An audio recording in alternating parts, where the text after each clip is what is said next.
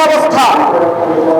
অন্তর্বর্তীকালীন অন্যতম উপদেষ্টা, সবচেয়ে বড় কর্তার উপদেষ্টা, স্বরাষ্ট্র উপদেষ্টা, তিনি বলেছেন তাদেরকে নাকি বাংলাদেশের জনগণ 5 বছর দেখতে চায়।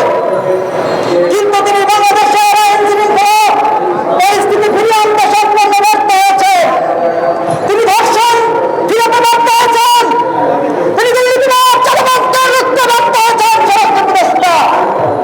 আজকে এই সমাবেশ থেকে আমি অনতিবিলম্বে স্বরাষ্ট্র উপদেষ্টার পদত্যাগ দাবি করছি। তিনি যদি পদত্যাগ না করেন তাহলে অন্তর্বর্তীকালীন সরকারকে উৎখাত করা হবে। আজকের মিডিয়ার মাধ্যমে এবং প্রশাসনের ভাইদের মাধ্যমে স্পষ্ট জানিয়ে দিতে চাই, আমরা এদেশের জুলাই আগস্ট বিপ্লবের নেতৃত্ব দিয়েছি। আমরা জানি কারা দেশপ্রেমিক আর কারা আন্তর্জাতিক মানের শিকার।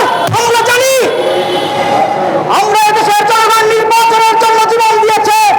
এদেশের মানুষ শেখ হাসিনা যে 5,000 লোককে হত্যা করেছে, গণহত্যা করেছে, সেই হত্যার বিচার করার জন্য, তার প্রতিশোধ নেওয়ার জন্য আমরা বিপ্লব করেছি। বিপ্লব পরবর্তী কি হয়েছে? এই চিটার আর বাটপাররা মন্ত্রণালয় ভাগ করে নিয়েছে, চেয়ার দখল করে নিয়েছে। কিন্তু স্পষ্ট বলতে চাই, আমরা বিপ্লব পরবর্তী ঘুমিয়েছিলাম, টায়ার ছিলাম, রেস্ট নিয়েছি, আবার রাস্তাতে এসেছি। আপনাদেরকে সাবধান এবং সতর্ক করছি। জামাতের আমির তিনি বলেছেন যে জামাতি ইসলাম দলকে সুসংগঠিত করেছে, তারা রাষ্ট্রের নেতৃত্ব দিতে পারবে। আজকের এই সমাবেশ থেকে স্পষ্ট বলতে চাই, জামাতের আমির জনাব ডক্টর শফিকুর রহমান রাজনীতিতে আনফিট হয়ে পড়েছেন। অনতিবিলম্বে জামাতের নেতৃত্বের পরিবর্তন হওয়া প্রয়োজন, তারা যদি অনেক বড় স্বপ্ন দেখে। আজকের বাংলাদেশের যে দেশের জনগণ দুর্নীতিমুক্ত একটি বাংলাদেশ চেয়েছিল বিপ্লব পরবর্তী, কিন্তু দুর্নীতি আরো 100 গুণ বেড়েছে। শেখ হাসিনা সরকারকে উৎখাত করার পরে আমরা দেশের জনগণের মুক্তি চেয়েছি, রাজনৈতিক মুক্তি চেয়েছি, রাজনৈতিক সহাবস্থান চেয়েছি, আমরা ভাতের অধিকার চেয়েছি, আমরা বাক স্বাধীনতার অধিকার চেয়েছি, আমরা এদেশের জনগণের বেঁচে থাকার অধিকার চেয়েছি। আমরা রাষ্ট্রের কাছে রাষ্ট্রের জনগণের স্বাভাবিক মৃত্যুর গ্যারান্টি চাই। আর একটি কথা না বললেই নয়, দেশের আইন শৃঙ্খলা বাহিনী আজকের সংস্কার নাটক করছে স্থানীয় সরকার মন্ত্রণালয়। তারা স্থানীয় নির্বাচনের প্রতীক, দলীয় প্রতীক, সেটা নাকি আর থাকবে না।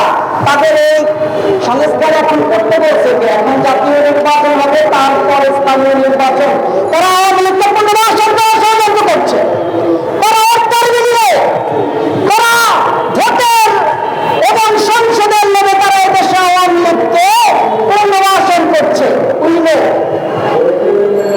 হাসানাত এবং সার্ভিস যে শেখ হাসিনার চেয়ে বেশি মার পাবে শেখ মুজিব বন্দনায়।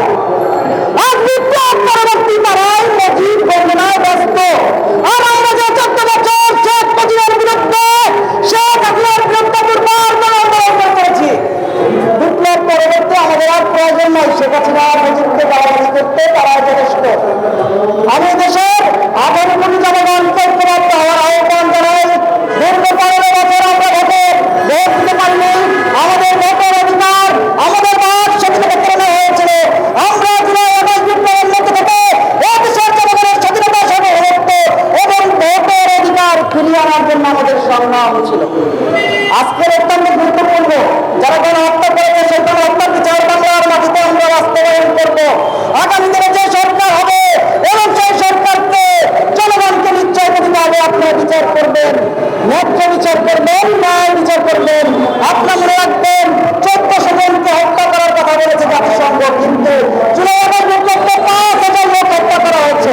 আমার মনে পড়ে যখন 19 জুলাই পরে দেশের জাতীয় নেতাদের এবং ছোট ছাত্রদের ভ্যান ছিল, তবে ইসলাম সাথে আমার প্রায় কথা হলো দেশের এই গণহত্যা জাতীয় আন্তর্জাতিক মিডিয়ায় দিয়েছি। এদেশের সকল ছাত্রদের গাইলে তিনি সকলে সাবধান হয়ে দেশের স্বাধীনতা সার্বভৌমত্ব রক্ষার জন্য ঐক্যবদ্ধ থাকবেন। উচ্ছৃঙ্খলতা এবং উচ্ছৃঙ্খলতা আমরা পছন্দ করব না। আল্লাহ হাফেজ।